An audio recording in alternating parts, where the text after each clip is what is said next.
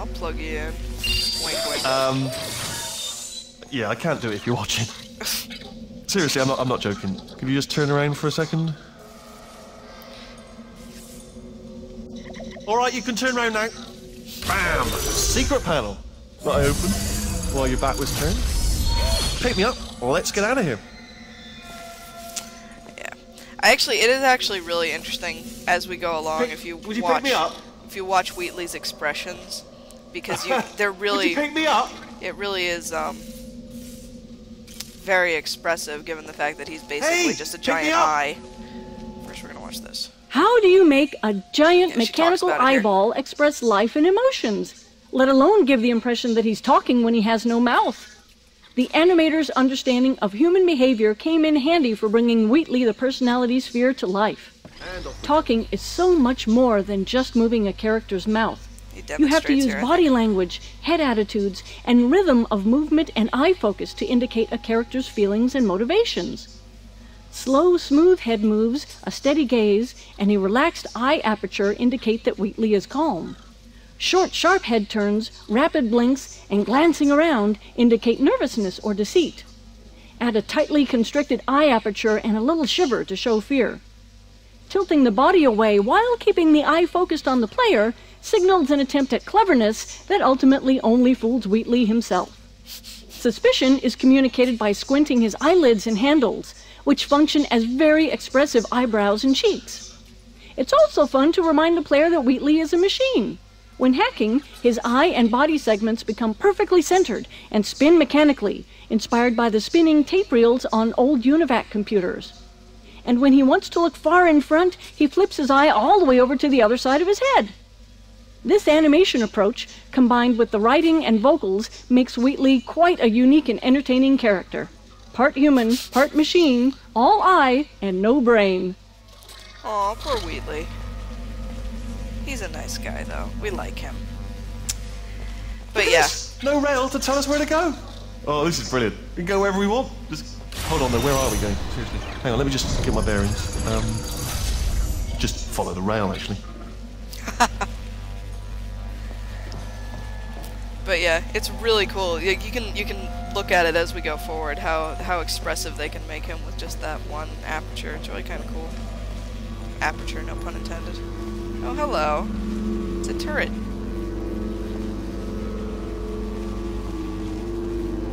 I could have sworn he said something about that. Maybe that's later. Alright, so we're off and running. Wheatley is off his rail and going about in the world. So that's one good thing that we've done. Probably ought to bring you up to speed on something right now. In order to escape, we're going to have to go through her chamber, and she will probably kill us if she's awake. If you want to just call it quits, and we could just sit here forever, that's an option. Option A, sit here, do nothing. Option B, go through there, and if she's alive, she'll almost certainly kill us.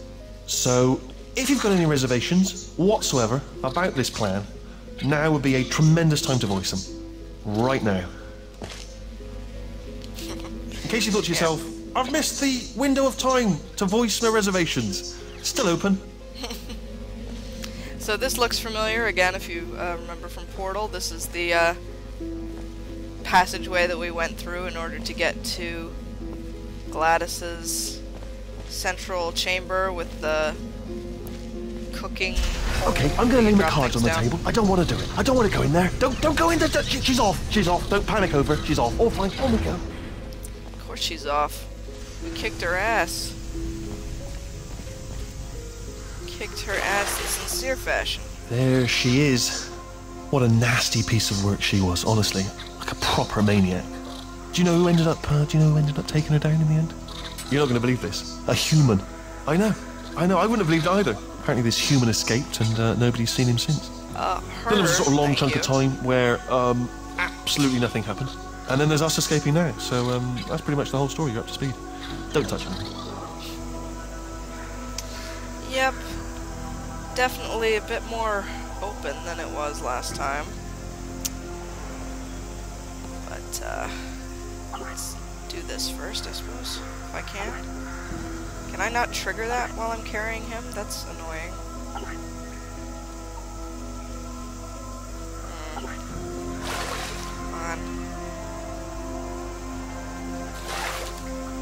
There we go. Originally, GLaDOS was built to curl up and disguise herself as one of her rings, potentially explaining how she had survived the explosion at the end of Portal 1.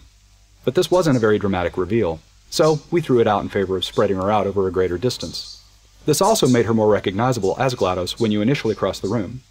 The actual wake-up animation was a combination of simulated animation with a layer of hand-keyed animation over the top. A two-stage model was created for this scene. The first stage had separate pieces and connecting cables that would be drawn together by running a physics simulation so that the pieces would interact with the environment. Physics simulations were also used to break apart the objects GLaDOS crashed into while she writhes around. At the point where GLaDOS rises free of contact with the ground, she switches instantaneously to a fully connected model with controls for hand-keyed animation. From this point, the animator enhanced GLaDOS's awakening by hand, choreographing the violent chaos of her re-emerging consciousness, while at the same time conveying the weight of a machine the size of an airliner. Once the hand-keyed animation was done, a final simulation pass was run to animate the cables and dangling parts of GLaDOS's body. The scene was produced very rapidly for an E3 deadline, and a traditional rig for the sequence was never fully realized. This made it difficult when we extended the sequence after E3 to add further animation, but we accomplished it by bearing in mind that GLaDOS herself is pretty broken at this point. The last part of the sequence requires the player to lose control of their view while being immobilized by a giant mechanical pincher. Once the controlled camera takes over, a careful alignment and time synchronization was required to make all the hand-animated models and camera interact with each other. Each of the stages in this wake-up scene contain a variety of processes that are very challenging to achieve live in a game engine. Whenever I do dev commentary for these games, I always end up really wanting to be a game developer for a little while. It'd be pretty awesome. It sounds like they do really interesting mathematical and kind of physics work. So there's GLaDOS. She is not looking very together. Wah wah. Let's take Wheatley's advice and keep going as quickly as possible. I don't actually know where I'm going. Oh, there we go. Ratman arrow. Down we go. There's stairs here. Wish we'd known that during the fight sequence in the last game. Jump! Actually, look at it. That's quite a distance, isn't it? Okay, you know what? Go ahead and jump. You've got braces on your legs, so you're all set. Although no braces on your arms, though. So you're going to have to rely on the old human strength to keep a grip on the device and, by extension, me. So do really make sure you keep a grip on me. Also, a note: no braces on your spine either. So don't land on that. Or your head. No braces there. That could split like a melon from this height. So do definitely focus on landing with your legs. Thanks for Quick that. question: have you been working out? Because I'll be honest, there's no evidence of it. You know, I'm not like just a plastic cup. We will be landing with some force, so bit of grip. Just using grip, classic grip. Thanks. Right, Wheatley. let's go. Jump. What's the worst that could happen? Oh, I just thought about the worst thing that could happen now. Oh, I just thought of something even worse. Better plan, a new plan. No imagining of any potential outcomes whatsoever. Okay, just jump. Just jump into the abyss and see what happens. Oh, it's still there. It's still in my head. I love Wheatley. Ah! Oh, still held. Still being held. That's a great job. You've applied the grit. We're all fine. That's tremendous. Glad you're pleased. Let's keep moving. So Wheatley's gonna get himself plugged in here, and we're going to GTFO. Get the hell out of Aperture. Ah, I just looked down. I do not recommend it. Yeah, that's I just done it again. This place really is ginormous. Ginormous. This is the main breaker room. Let's go in. That's pretty awesome, huh? Look for a switch that says escape pod. All right, don't touch anything else. Not interested in anything else. Don't touch anything else. Don't even look at anything else. Just, well, obviously you've got to look at everything else to find the escape pod. But as soon as you look at something and it doesn't say escape pod, look at something else. Look at the next thing, all right? But don't touch anything else or look at anything. Well, look at other things, but don't. You understand? Can you see it anywhere? I can't see it anywhere. Tell you what, plug me in and I'll turn the lights on. Let there be light. That's, God. It's quoting God. Oh, look at that! It's turning. Ominous. But probably fine, as long as it doesn't start, moving up. Now. Escape pod, escape pod. It's moving up. Okay. No, don't worry. I've got it. This should slow it down. No, I just noticed it's flipping all the switches. Uh-oh. Oh, hello again. Initiated. Okay, don't panic. All right, stop panicking. I can still stop this. Oh, there's a password. Okay, it's fine. I'll just hack it. Not a problem. Waking up. Wait,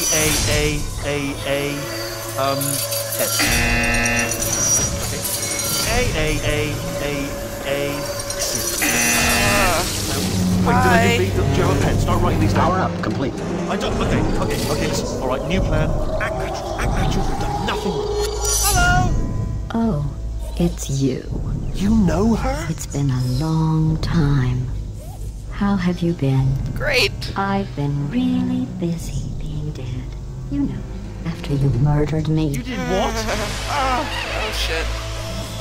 Oh no! Oh no! Okay, look. Wheatley, We both said a lot of things that you're going to regret. But I think we can put our differences behind us.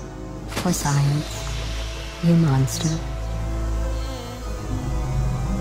I will say, though, that since you went to all the trouble of waking me up, you must really, really love to test. Yeah. I love it too. There's just one small thing we need to take care of first. Uh-oh. Ah!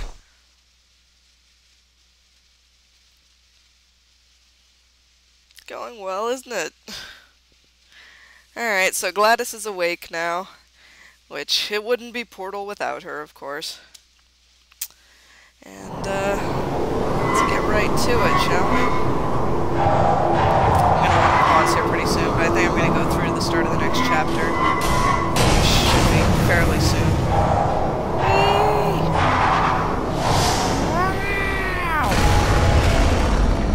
Here we are. The incinerator room.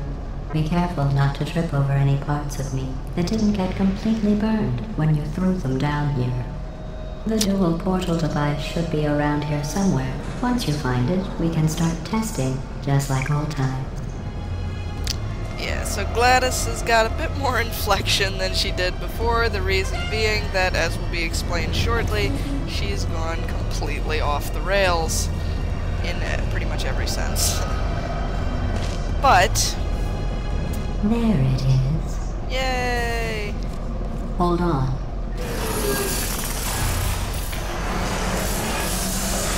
There. Yay! Good. You have a dual portal device. There should be a way back to the testing area up ahead. Up ahead, up here. And... Once testing starts, I'm required by protocol to keep interaction with you to a minimum. Luckily, we haven't started testing yet. This will be our only chance to talk. great! I've missed talking to you, Gladys. Though generally you do most of the talking, of course. Here, let me get that for you. Do you know the biggest lesson I learned from what you did? I discovered I have a sort of black box quick save feature. In the event of a catastrophic failure, the last 2 minutes of my life are preserved for analysis. I was able, well, forced really, to relive you killing me again and again, forever. You know, if you'd done that to somebody else, they might devote their existence to exacting revenge. Luckily, I'm a bigger person than that. I'm happy to put this all behind us and get back to work. After all, we've got a lot to do, and only 60 more years to do it. More or less. I don't have the actuarial tables in front of me. Awesome voice acting in this game. Lots of great, great detail. Where am I going? That way. This room looks nice. Whoa. This way.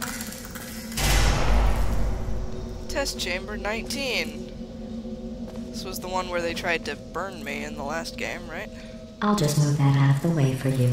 This place really is a wreck. But the important thing is you're back.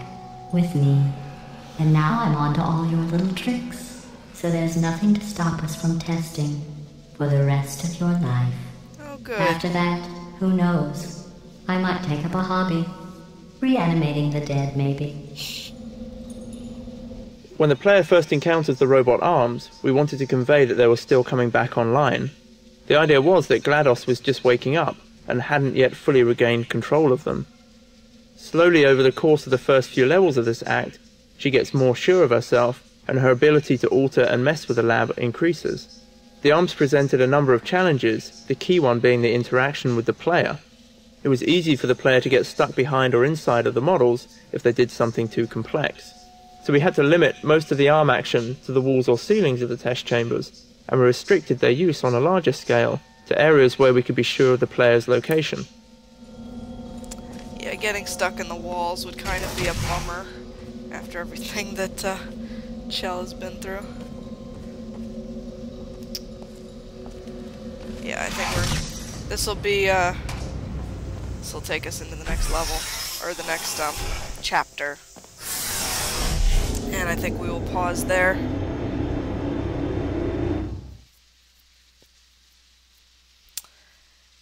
So, yeah. I think GLaDOS is going to talk here, so I won't talk over her.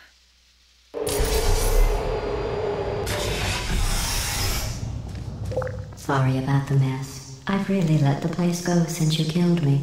By the way, thanks for that. Sarcasm self-test complete. Oh good, that's back online. I'll start getting everything else working while you perform this first simple test, which involves deadly lasers and how test subjects react when locked in a room with deadly lasers. Good. This is what's known as the thermal discouragement beam, and we will get to see it next time, because we are going to start up from this chapter.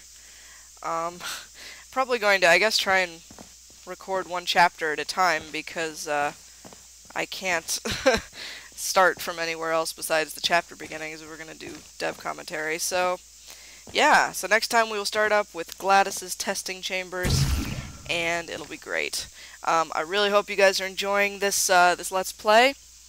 I'm certainly enjoying doing it, and please comment and subscribe. Love to hear from you about your thoughts and suggestions, and I'll see you next time for more of Portal 2. Bye.